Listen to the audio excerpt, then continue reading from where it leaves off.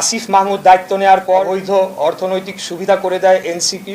সরকার যে সংবিধান লঙ্ঘন করেছে, এই সরকার যে বাংলাদেশের সর্বোচ্চ আদালতকে অবমাননা করেছে, বাংলাদেশের জনগণের যে আন্দোলন, যে ত্যাগ তিতিক্ষা, সেটাকে বৃদ্ধাঙ্গুলি দেখিয়েছে। আসসালামু আলাইকুম। গত 27শে মার্চ 2025 তারিখে নির্বাচনী ট্রাইব্যুনাল প্রথম যুগ্ম জেলা জজ ঢাকা কর্তৃক মামলা নম্বর 15/2020 রায় প্রকাশ করা হয়।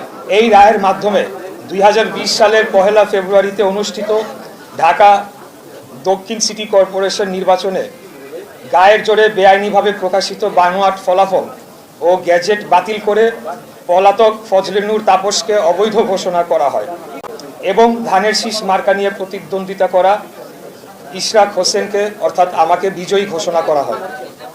এই রায়ের পরিপ্রেক্ষিতে 27শে এপ্রিল 2025 সালে নির্বাচন কমিশন ইসি গ্যাজেট নম্বর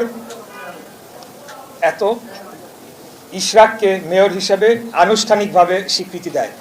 পরবর্তীতে গ্যাজেট ও রায় চ্যালেঞ্জ করে রিট দায়ের করা হয়। আমি এখানে ওই গ্যাজেটের যে রিট দায়ের করা হয়েছিল সেই সংক্রান্ত কয়েকটি তথ্য আপনাদেরকে পড়ে শোনাচ্ছি। 14 মে 2025 গ্যাজেট স্থগিত চেয়ে হাইকোর্টে রিট দায়ের। 22 মে 2025 হাইকোর্ট রিট খারিজ করে গ্যাজেট ও ট্রাইব্যুনালের রায় বহাল রাখে।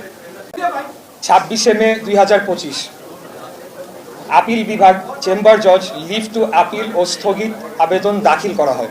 29 এবং 30 মে 2025 আপিল বিভাগ শুনানি শেষে কোনো স্থগিতাদেশ না দিয়ে ইসিকে শপথ অনুষ্ঠান আয়োজনের নির্দেশ দেয়। 2রা জুন 2025 পূর্ণাঙ্গ আদেশে পুনরায় নিশ্চিত করা হয় যে কোনো ইনজাংশন নেই, শপথ আয়োজনের দায়িত্ব ইসি। ট্রাইব্যুনাল রায় 27শে মার্চ 2025 ইশরাক হোসেন বৈধ মেয়র। ইসি গ্যাজেট 27শে এপ্রিল 2025 ট্রাইব্যুনাল রায় বাস্তবায়ন এখনও কার্যকর। হাইকোর্ট আদেশ 22 মে 2025 গ্যাজেট চ্যালেঞ্জ খারিজ, গ্যাজেট বহাল। আপিল বিভাগ আদেশ 2রা জুন 2025 কোনো স্থগিতাদেশ নেই, শপথ আয়োজনের নির্দেশ বহাল। এই অবস্থায় সরকার এটিকে কোনো সমাধান না করার মধ্য দিয়ে একাধিক আইন ও সংবিধান লঙ্ঘন করেছে। বরঞ্চ অন্তর্বর্তীকালীন সরকার জনগণের সকল আশা আকাঙ্ক্ষা, ন্যায্য দাবি এবং আইন আদালতকে পরোয়া না করে দিনের পর দিন জনদুর্ভোগ সৃষ্টি করে রাখে। সম্প্রতি স্থানীয় সরকার উপদেষ্টা আসিফ মাহমুদের একটি সাক্ষাৎকার একটি বেসরকারি টিভি চ্যানেলে বহুল প্রচারিত হয়েছে এবং সেখানে বেশ কয়েকটি কথা বলা হয়েছে। সেই বিষয়ে আমি কিছু তার প্রতি উত্তর দিতে চাই। একটি বেসরকারি চ্যানেলে সাক্ষাৎকার দিয়ে স্থানীয় সরকার উপদেষ্টা আসিফ মাহমুদ অত্যন্ত আপত্তিকর কিছু কথা বলেছেন। আসিফ বলেছে, বিএনপির এক নেতার ইন্ধনে ইশরাকের আন্দোলন হয়েছে। এই বক্তব্যের মধ্য দিয়ে হাজার হাজার ঢাকার ভোটারদের চরম অপমান করা হয়েছে। ঝড় বৃষ্টি তীব্র রোদ উপেক্ষা করে দিনের পর দিন শারীরিক ও মানসিক পরিশ্রম করে আন্দোলন করা ঢাকার এই জনগোষ্ঠীকে এই একটি বাক্য উচ্চারণের মধ্য দিয়ে নাগরিক থেকে পশুর মর্যাদায় নিয়ে যাওয়া হয়েছে। এটার জন্য তাকে অবশ্যই নাগরিকদের কাছে ক্ষমা চাইতে হবে। দ্বিতীয়, আসিফ আরেকটা কথা বলেছে, ইশরাককে মিসগাইড করা হয়েছে। এই বক্তব্যের মধ্য দিয়ে তিনি ঔদ্ধত্যপূর্ণ আচরণ করেছেন। তিনি অন্যদের চেয়ে নিজেকে শ্রেষ্ঠ এবং আমাকে ব্যক্তিগতভাবে চরমভাবে হেয় করেছেন।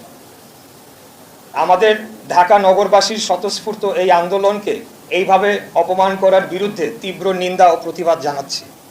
ঢাকার অধিবাসীদের প্রতি চরম অবমাননা করে এই বক্তব্যের জন্য তাকে ক্ষমা চাওয়ার দাবি জানাচ্ছি। আসিফ আরও বলেন, আমাকে তার নির্বাচনী এলাকা কুমিল্লার একটি উপজেলার জনৈক বিএনপি নেতা, আমি নাম উল্লেখ করছি না, প্ররোচনা দিয়েছেন।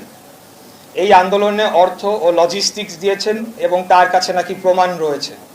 এই প্রমাণ তিনি জাতির সামনে তুলে ধরবেন, অন্যথায় তাকে প্রকাশ্যে ক্ষমা চাইতে হবে। এখানেই তিনি থেমে থাকেন নাই।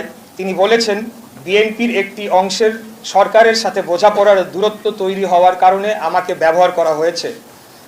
তিনি বিএনপির মতো ঐতিহ্যবাহী পুরনো বৃহৎ রাজনৈতিক দলকে হেয় করেছেন এবং একটি অসত্য অভিযোগ তুলেছেন। তিনি নিজেকে বিশাল কোনো মহামানব হিসেবে উপস্থাপন করেছেন। উনি হয়তো ভুলে গেছেন ওনার জন্মের আগে বিএনপির জন্ম হয়েছে। আসিফ এটাও বলেছে, আমার পক্ষ থেকে যারা নেগোশিয়েট করতে এসেছেন তারা সোললি আমার পক্ষে নেগোশিয়েট করেন নাই। মিথ্যা বলছেন, না হয় তার বুদ্ধিমত্তা স্থানীয় সরকার মন্ত্রণালয় চালানোর জন্য সম্পূর্ণ অযোগ্য। একজন বৈধ নির্বাচিত জনপ্রতিনিধি ও রাজনীতিবিদের জন্য এই প্রস্তাব অপমানজনক। আসিফ মাহমুদ বলেছেন সরকার কোনো নির্বাচনকে বৈধতা দিবে না। বাংলাদেশের সংবিধানের আর্টিকেল 106 এর ধারা অনুযায়ী বর্তমান অন্তর্বর্তীকালীন সরকারকে বৈধতা দেয়নি।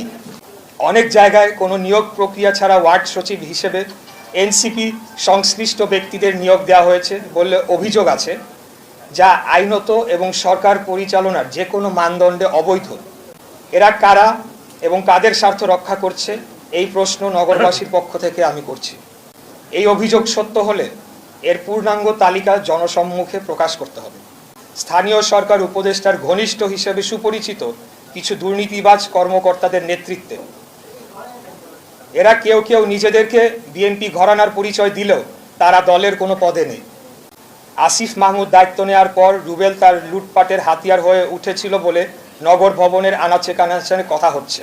তদবির করে কাজ ভাগাভাগির মাধ্যমে অবৈধ অর্থনৈতিক সুবিধা করে দেয় এনসিপি ও রাজনৈতিক কিছু নেতাদের।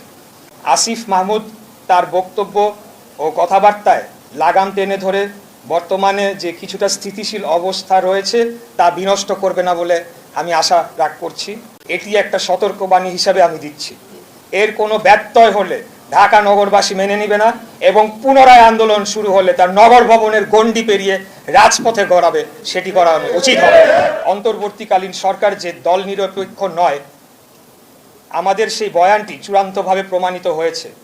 পরাজয় ঘটেছে এই সরকারের নিরপেক্ষতার পর্দার পেছনে ঘাপটি মেরে লুকিয়ে থাকা অগণতান্ত্রিক শক্তি। ইশরাক হোসেনকে ঢাকা দক্ষিণ সিটি কর্পোরেশনের দায়িত্ব নিতে দিবে না।